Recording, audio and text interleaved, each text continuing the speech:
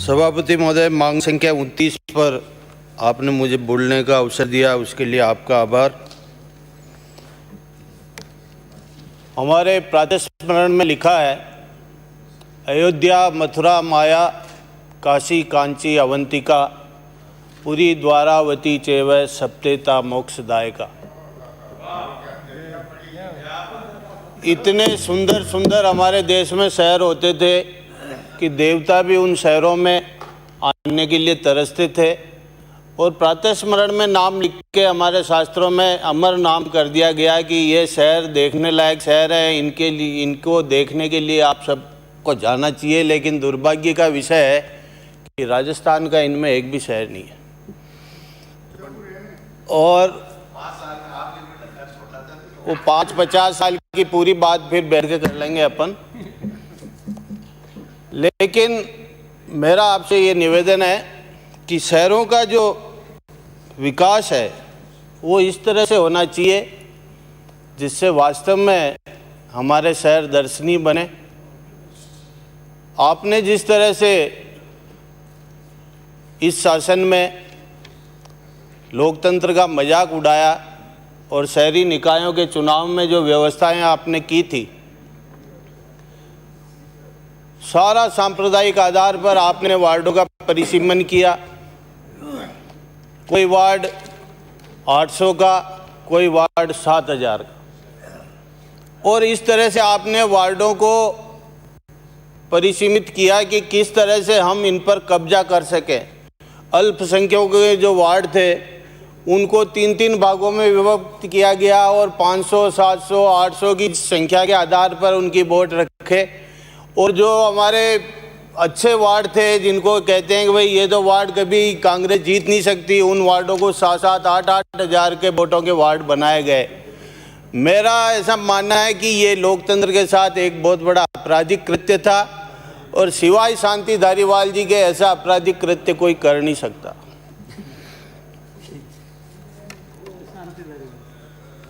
आज जयपुर हेरिटेज में आपने जिस तरह से ये व्यवस्थाएं की, अल्पसंख्यकों के 37-38 पार्षद जीत के आए जयपुर में, उन्होंने प्रदर्शन भी किया, वोट तो उनके ले लिया आपने, लेकिन आपने सभापति चेयरमैन उनका नहीं बनाया। और उनको ये धोखा फिर मिला कि आपने जिस नाम से परिसीमन किया था उस परिसीमन का लाभ भी उनको नहीं दिया गया। ये इस तरह का जो धोखा आपने किया है, ये इस तरह का जो परिसीमन आपने किया है, ये शहरों को बर्बाद करने का परिसीमन है। मेरा फिर आपसे कह रहा हूँ, इससे अंधाधुंध विकास होगा। कोई 900 का वार्ड है, कोई 7000 का वार्ड है, वार्डों का पूरा सही तरीके से विकास नहीं होगा। इसलिए इस परिसीमन को जब भी अवसर मिले वापस सही किया जाए, जिससे सारे वार्डों का बराबर विकास हो सके।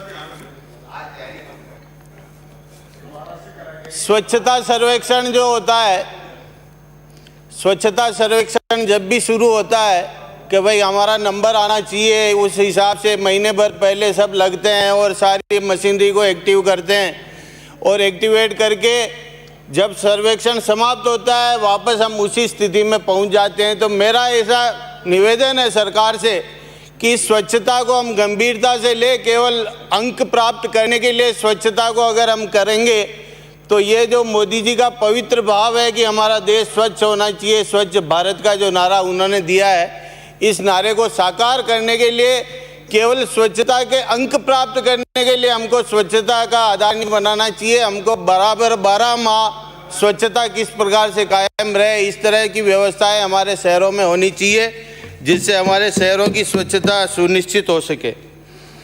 हमारे भीलवाड़ा शहर में हजारों लोग ऐसे हैं जिनके अभी पट्टे नहीं बने, और जो शौचालय केंद्र सरकार की योजना से बने थे, पट्टे नहीं होने के कारण से उन घरों को अभी तक शौचालय प्राप्त नहीं हुए हैं। और शहर को शौचालय, ये खुले में शौच से मुक्त घोषित किया जा चुका है, जबकि अभी तक हजारों घर ऐसे हैं जहां शौचालय का निर्माण नहीं हुआ है। तो जो पट्टे अभी तक नहीं दिए गए हैं, जिनके कारण से उनके शौचालय की राशि पास नहीं होती है, तो मेरा सरकार से निवेदन है कि जो कच्ची बस्तियों में और जो घर ऐसे हैं जो 20-20, 30-30 साल पुराने घर बने हुए हैं, उन घरों में अगर हम पट्टे देंगे या बिना पट्टे की आवश्यकता भी जो घर बन चुके हैं उनके शौचालय की व्यवस्था हम किस प्रकार से सुनिश्चित करें जिससे स्वच्छता हमारा एक जो परमानेंट आधार है खुले में शौच से मुक्ति, उसको हम प्राप्त कर सके लक्ष्य को। गरीबों को पट्टा वितरण बंद हो रखा है, बरसों हो गए। हमारी सरकार ने भी प्रयास किया, आपकी सरकार भी प्रयास कर रही है, कोर्ट के बहाने से ये सारा काम रुका हुआ है, लेकिन इससे कितनी परेशानी आदमियों को हो रही है इसकी कल्पना हमको करनी चाहिए। सारी व्यवस्थाएं इन पट्टों के कारण से बंद पड़ी है। स्टेट ग्रांट के पट्टे भी नहीं दिए जा रहे, सारे पट्टे हमारे नगर परिषद पालिका में यूआईटी में बने हुए तैयार पड़े हैं, फाइलें तैयार पड़ी है, लेकिन पट्टे वितरण का कार्य रुका हुआ है। तो मेरा आप सबसे सरकार से ये अनुरोध है कि किसी भी तरीके से जिस तरह से कोर्ट का आदेश मिल सके, अगर हमारी पैरवी में कोई कमी है तो उस पैरवी को सही करें, लेकिन ये पट्टा वितरण का कार्य जो रुका हुआ है इस कार्य को अब हमको प्रारंभ करना चाहिए, जिससे सारे लोगों को, चाहे वो बैंकों में ऋण लेना चाहते हैं, चाहे किस तरह की कोई उनको सुविधा मिलनी चाहिए, वो सारी सुविधाओं से वंचित हैं लोग। तो ये पट्टा वितरण का कार्य, चाहे 20-20, 30-30 साल पुरानी कॉलोनियाँ, 50-50 साल शहर बसा तब से वो कॉलोनियाँ वहाँ हैं, लेकिन वो कॉलोनियाँ आज भी, जैसे मेरे शहर में हरणी गांव है, मंगलपुरा गांव है, पुर गांव है, सांगानेर गांव है, कावाखेड़ा है, बीलिया है, इन घरों 50, 60, 70, 80, 100 साल पुरानी बस्तियाँ हैं ये, उनके पट्टे भी आज तक जारी नहीं हुए हैं। तो मेरा सरकार से आग्रह है कि इस कार्य को प्राथमिकता के आधार पर हम चालू करें, जिससे लोगों को सुविधा मिल सके। प्रशासन शहरों की ओर अभियान की घोषणा हमारे माननीय मुख्यमंत्री जी ने की है कि हम शुरू करेंगे। तो इसमें मेरा ऐसा निवेदन है कि हर बार हर सरकार करती है, लेकिन सारे काम लीपापोती के आधार पर चलते हैं। आज शहरों में विधवा पेंशन, वृद्धावस्था पेंशन, विकलांग पेंशन के हजारों केस पेंडिंग है। ये अभियान अगर चले तो हमारा एक लक्ष्य होना चाहिए कि विकलांग, वृद्धावस्था और ये जो विधवा पेंशन और ये इस तरह के जो प्रकरण है खाद्य सुरक्षा से जोड़ना, आज खाद्य सुरक्षा से जोड़ने की एक बहुत बड़ी समस्या हमारे शहरों में है। इन शहरों के अगर हम इन प्रशासन शहरों की ओर अभियान में अगर इन सारी बातों का समावेश करके अगर हमने लक्ष्य लिया कि ये काम तो किसी भी कीमत में पेंडिंग नहीं रहना चाहिए, तो एक बहुत बड़ा हमारा प्रशासन शहरों का अभियान सफल होगा। इसकी ओर सरकार को ध्यान देकर इस कार्य को शुरू करना चाहिए। हाँ, वो करवाओ बार। हमारे शहर में यूआईटी है, नगर परिषद है, 200 करोड़ का बजट है, लेकिन आज तक मैं 3 बार विधायक बन चुका हूँ। यूआईटी ने आज तक किसी भी मीटिंग में, एम्पावर्ड कमेटी के एमएलए सदस्य होते हैं, लेकिन आज तक किसी भी मीटिंग में एमएलए को आमंत्रित नहीं किया जाता है। और वहाँ जितनी भी ये मुआवजे की फाइलें होती है, वो सारी फाइलें दलालों के घर पे पड़ी रहती है। आज की तारीख में यूआईटी में छापा डलवा दिया जाए और फाइलों की अगर जांच करवाई जाए तो मैं दावे से कह रहा हूँ कि 60-70% फाइलें आज भी यूआईटी की दलालों के घरों पे मिलेगी आपको। जी अध्यक्ष जी, 5 साल तो क्या हुआ, उस कारण से छोटी मोटी कोई कमी रह गई तो हम इधर बैठे हैं। आप जो इधर बैठे थे वो उधर बैठे हो, तो आपकी जो जिम्मेदारी है ना, उस जिम्मेदारी को आप समझिए। आप आज भी विपक्ष में हैं क्या? आप सत्ताधारी दल के हैं, आपको जिम्मेदारी से बात करनी चाहिए। आप जिम्मेदार आदमी हैं, आप प्रदेश के मुखिया भी हैं और हमारे मंत्री भी हैं सरकार के। अगर आप ये बार 5 साल की चिल्लाओगे तो 5 साल तो निकलने में आप क्या करोगे, ये चिंता करो आप। माननीय सदस्य, चेयर की तरफ इंडिकेशन, चेयर की तरफ।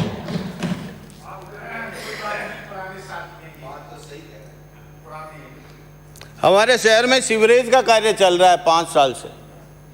उस सीवरेज के कार्य में 2 साल तक तो जो गति चली वो तय किया गया था कि जिस एरिया में काम चलता है उस एरिया का संपूर्ण काम होने के बाद आगे के एरिया में जाएंगे।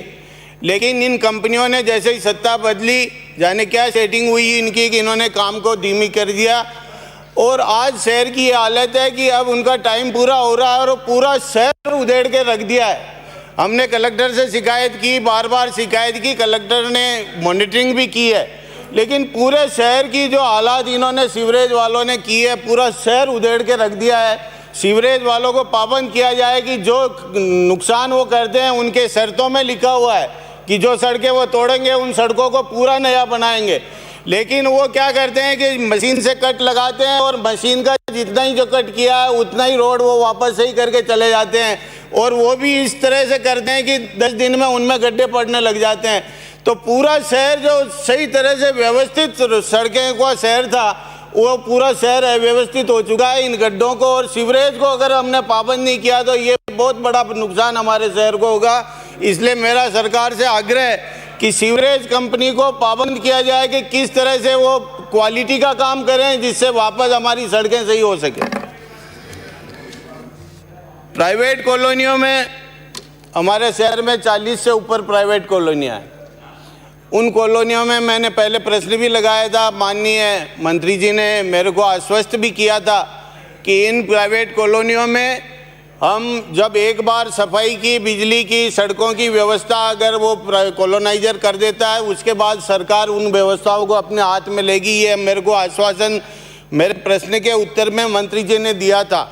आज भी मेरे शहर की 50,000 आबादी, न तो वहाँ सफाई की कोई व्यवस्था होती है प्राइवेट कॉलोनियों के नाम पे, न तो नगर परिषद के पास लिखा हुआ है कि प्राइवेट कॉलोनियों में आप नहीं करोगे, यूआईटी के पास भी लिखा हुआ है कि आप नहीं करोगे, दोनों लिपापोती करते हैं। 50,000 की आबादी एक बहुत बड़ी आबादी होती है, उनको सफाई की व्यवस्था, उनको बिजली की व्यवस्था, उनको सड़कों की व्यवस्था। मेरे शहर में चंबल पेयजल योजना लागू है, पूरा शहर चंबल की पेयजल योजना से पानी पी रहा है, लेकिन उन 50,000 आबादी को आज तक भी प्राइवेट कॉलोनियों के नाम पे चंबल के पानी से नहीं जोड़ा जाता। यूआईटी से, सरकार से, प्रशासन ने सबने स्वीकृति दी थी, यूआईटी ने 7 करोड़ रुपया सैंक्शन भी कर दिया, लेकिन वो काम चालू नहीं हुआ। मेरा सरकार से आग्रह, कृपा करें और उस जो जनता की जो मूलभूत आवश्यकताएं हैं, बिजली, पानी, सड़क, स्वास्थ्य और पेयजल, उस पर ध्यान देते हुए इन प्राइवेट कॉलोनियों भी इन सुविधाओं से जोड़ा जाए जिससे हम शहर को बराबर विकास की ओर ले जा सके। मेरे पूर्व में मकान है, 4,000 मकानों में दरारें आई है। उपनगरपुर है, मुख्यमंत्री जी ने वहाँ पधारे थे स्वयं, उन्होंने मौका देखा था। वो पूर्व के 4,000 मकानों में जब समझौता हुआ, मैंने 50 दिन का धरना दिया था। उस धरने के बाद समझौता हुआ, प्रशासन के साथ बैठ के जो संघर्ष समिति थी हमारी, मुख्यमंत्री जी ने पूर्व को आश्वस्त किया था कि इसका पूरा मुआवजा आपको मिलेगा और उन्होंने आदेश भी दिए थे। लेकिन यूआईटी के साथ जो जिला प्रशासन के साथ हमारा समझौता हुआ था उसमें लिखा था कि हम निःशुल्क प्लॉट देंगे, लेकिन अब उन्होंने पलटी मारते हुए 100 रुपये वर्ग फुट की ज़मीन का वो पैसा लेना शुरू किया, जिससे एक भी व्यक्ति उन मकानों को लेने को तैयार नहीं है।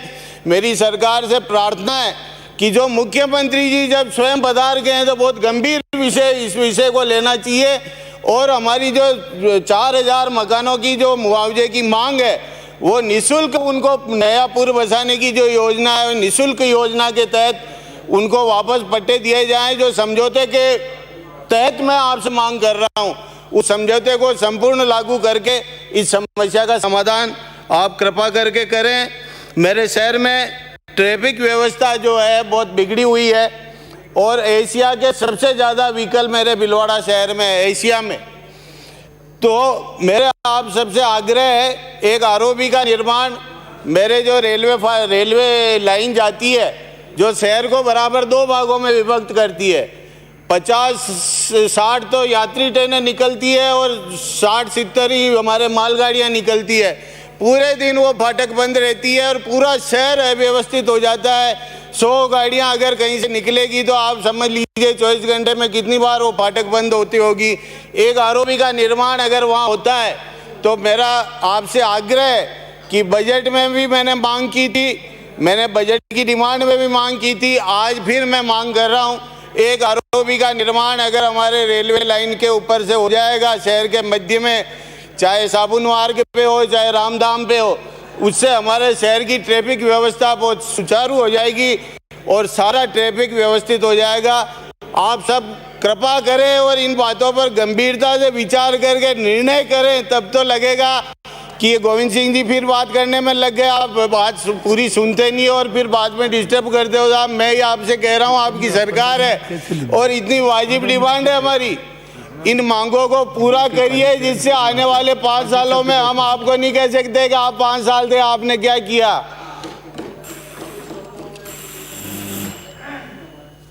तो इधर आ जाओगे। एक अंतिम मेरी एक बात और है सर, मेरा शहर पेराफेरी जो एरिया है यूआईटी है, वहाँ पे पेराफेरी के नाम पे यूआईटी का अधिकांश पैसा हमारे पेराफेरी में राजनीतिक दखल के माध्यम से लग जाता है, तो शहर का विकास अवरुद्ध होता है। मेरा आप सबसे निवेदन है कि यूआईटी को पाबंद किया जाए कि एक परसेंटेज फिक्स किया जाए कि शहर में कितना पैसा लगेगा। इनकम सारी शहर से होती है और पैसा पेराफेरी में लगता है जो पंचायतों में लगता है, तो शहर का विकास अवरुद्ध होता है। तो किस तरह से आप बैठ के, जिसमें हमको भी विधायकों को भी शामिल किया जाए कि किस तरह से ये व्यवस्थाएं होगी, कितना परसेंट पेराफेरी में लगेगा, कितना शहर में लगेगा, एक बजट फिक्स किया जाए जिससे शहर का विकास सुनिश्चित हो सके। आपने मुझे बोलने का अवसर दिया, उसके लिए बहुत बहुत आभार, धन्यवाद। माननीय श्री गिरिराज सिंह। माननीय सभापति महोदय, मांग संख्या 29 पे आपने बोलने का मौका दिया, धन्यवाद।